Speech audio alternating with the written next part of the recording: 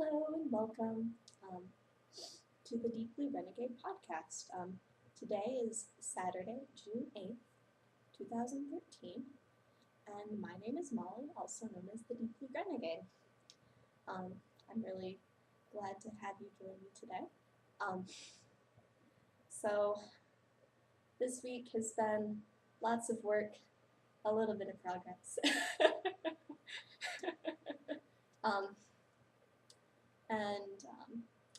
I guess to make a long story short, it's been, I don't know if I've shown a finished object since whatever, episode number 0, and it isn't looking like I'll be showing you a finished object for a couple more weeks either. So I just find it to be amusing. And let's see. Probably the biggest news that ended up happening this week was after I finished recording last week, I ended up getting a call from the from the teacher of the spinning class.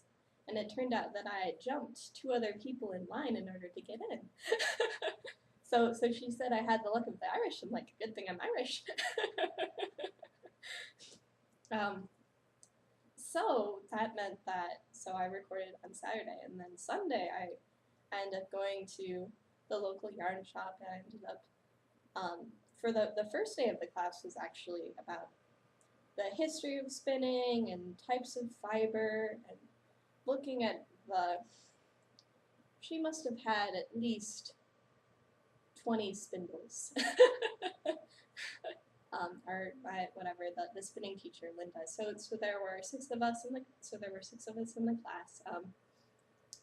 Me and the lady I was sitting next to had both spun before. The other 4 people had never tried before. So it put them at a little bit of a disadvantage because we both knew how to draft.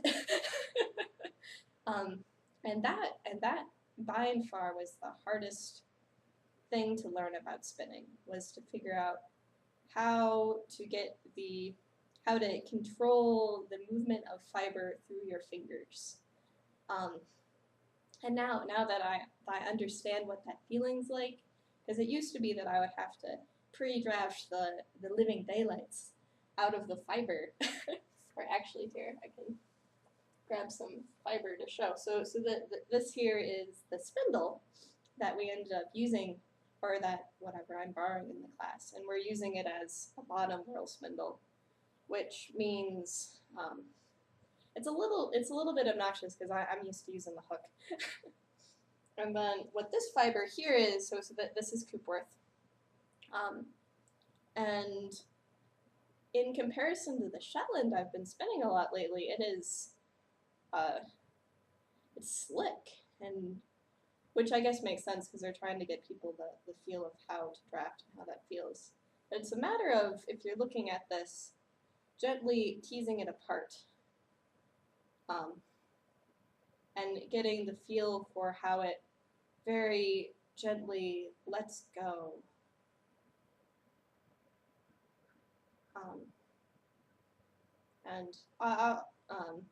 Part of the homework for the class was actually to pre-draft all of the fiber we ended up getting. So that's just a matter of getting a feel for how far apart your hands need to be, because you feel like you should be very, very close together, but you really want to be, in this case, it's all based on the staple length of the fiber, but in this case you wanted to be probably at least 3 or 4 inches away in order to be able to control what's going on. And then this one's maybe a little bit crazy because it's not nearly as well aligned as the Shetland was, which maybe is part of my trouble with spinning it. But this is what I ended up doing in the class on Sunday.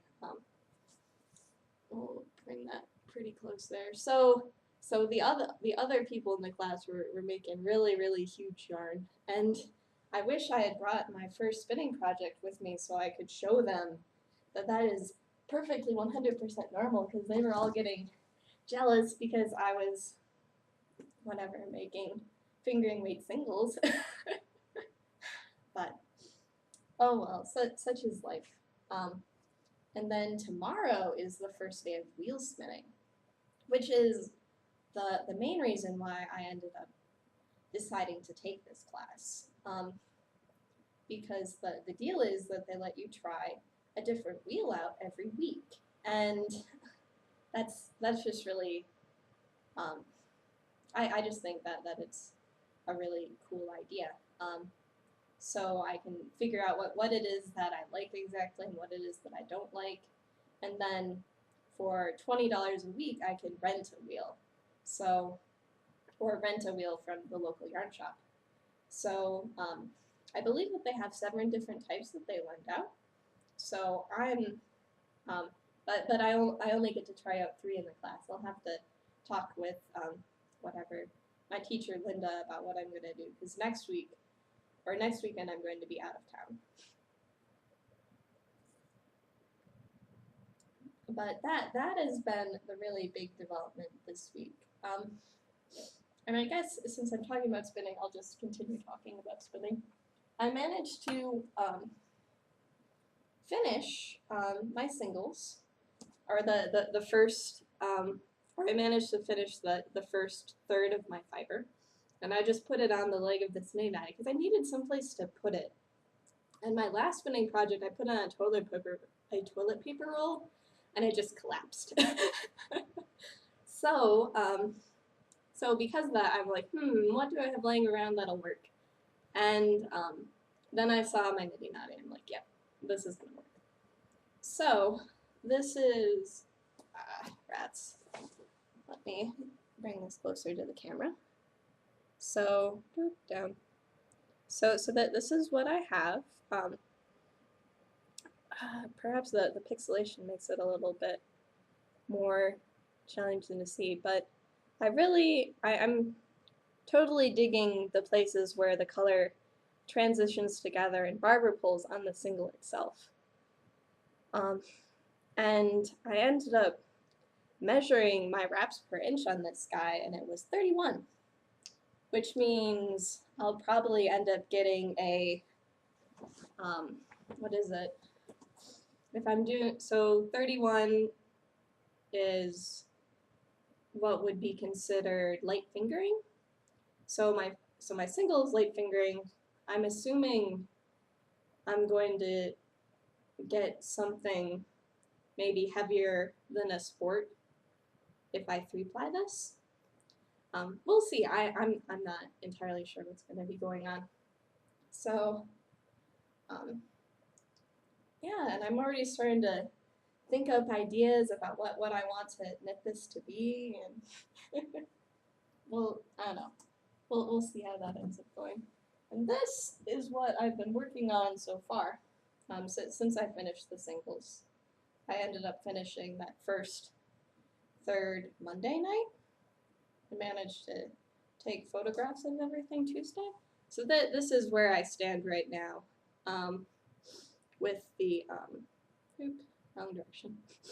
So this is where I end up standing right now with the second third of the singles.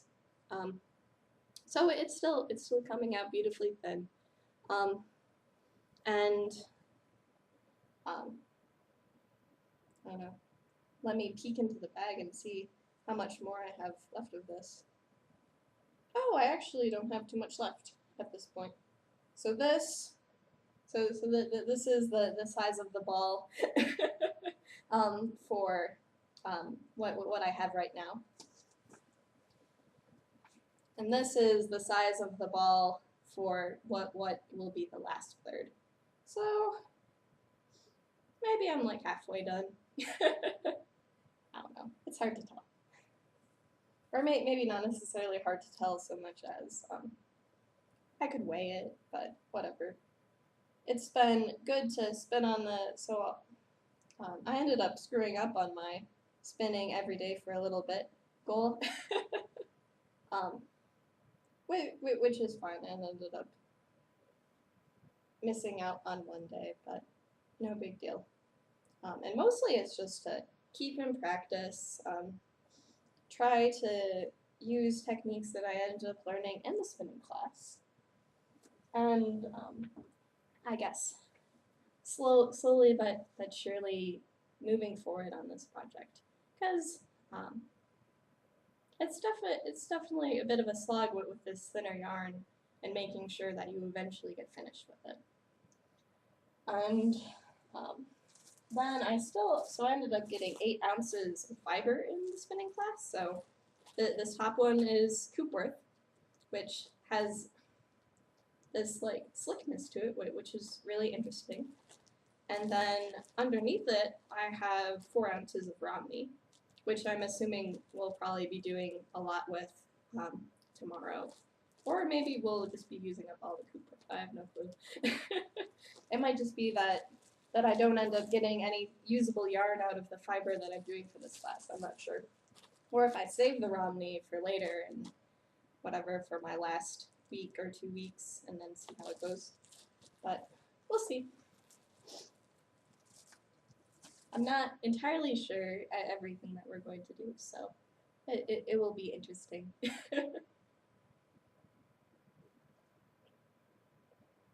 But let's see. And then one thing that I need to remember to do is to talk to the teacher, Linda, and be like, hey, can I borrow your Bosworth? Because I've been thinking about getting one. So it would be good to see whether or not I actually like it, because it isn't the $20 spindle that I'm using now. It's definitely probably 5 times the price.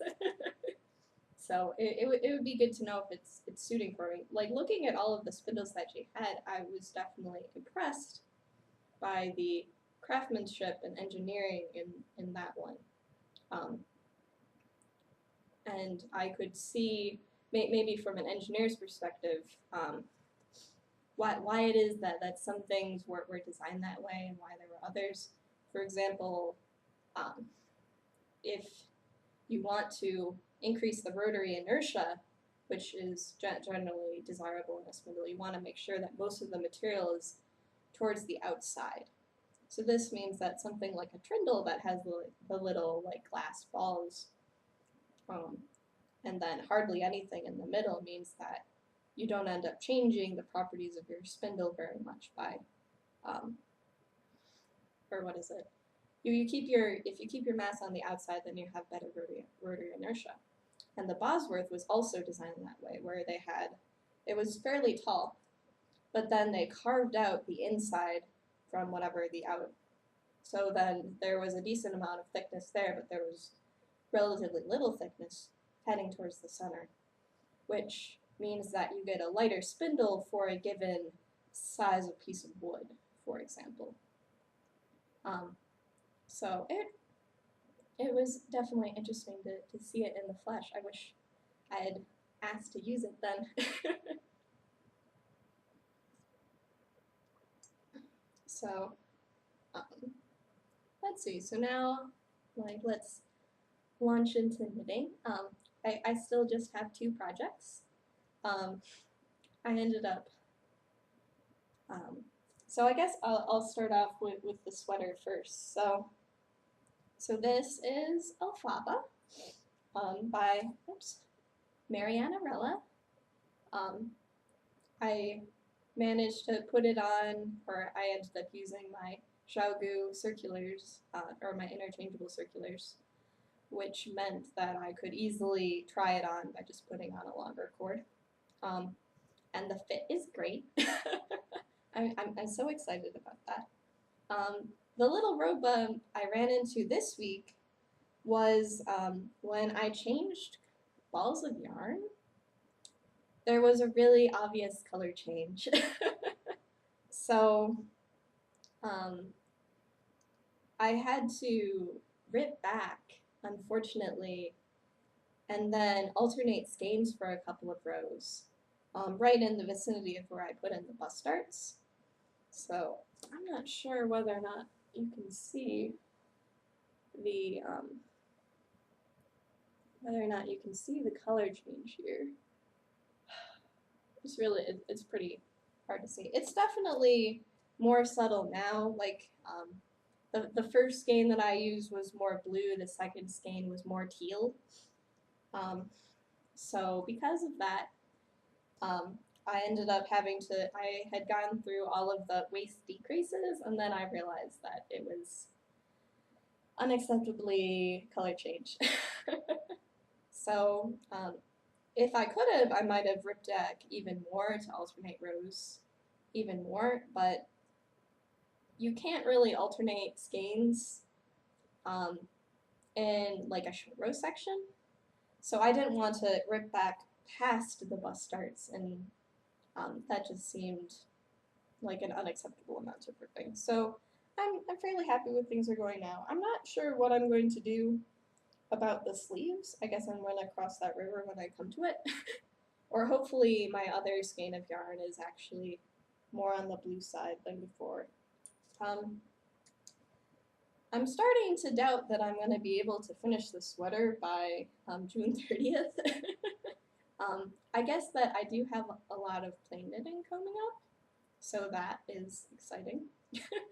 But it's hard to, I don't know, we'll see how it goes. Maybe after, right now I'm getting ready to start the last waist decrease row, so hopefully it turns out that it'll be fun. And that I'm really on the home stretch now, because the lace will be fascinating to work on and everything else. So once I get through the boring stockinette, or the boring stockinette section, then it should go quite swimmingly from there. My other project ended up getting a decent amount of work on it. So yeah, yesterday was a day off for me, which was exciting. It was the first time that I got to have or it was my first, 980 Friday, which was cool. Let's see, figure out which end I'm starting from. So I ended up getting, so what I did was I went to the local yarn shop around, let's say 2 or 2:30, and then I ended up staying there till like 6, which was very lovely. I met a lot of nice and wonderful people there. So I have made some more progress on my Evenstar. So that this is how many stitches are left.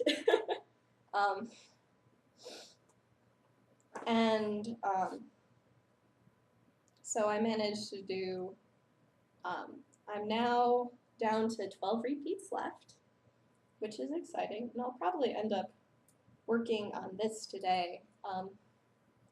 One of the big questions that I have right now is whether or not I'm going to have enough beads in order to finish this guy off, which would mean placing another order of beads and probably counting the remaining beads. But but the crochet hook has been working wonderfully. I can load 5 beads on it at a time, which means that which means I could just put all the beads on the row at one time and go through and knit things. And it actually wasn't too bad for conversation knitting. It probably wouldn't have been conversation knitting had I, It probably wouldn't have been conversation knitting had I been at the beginning. But now that I've had, I don't know, some 44 chances to work the pattern, it isn't all too bad in order to just sit down and talk while working on it.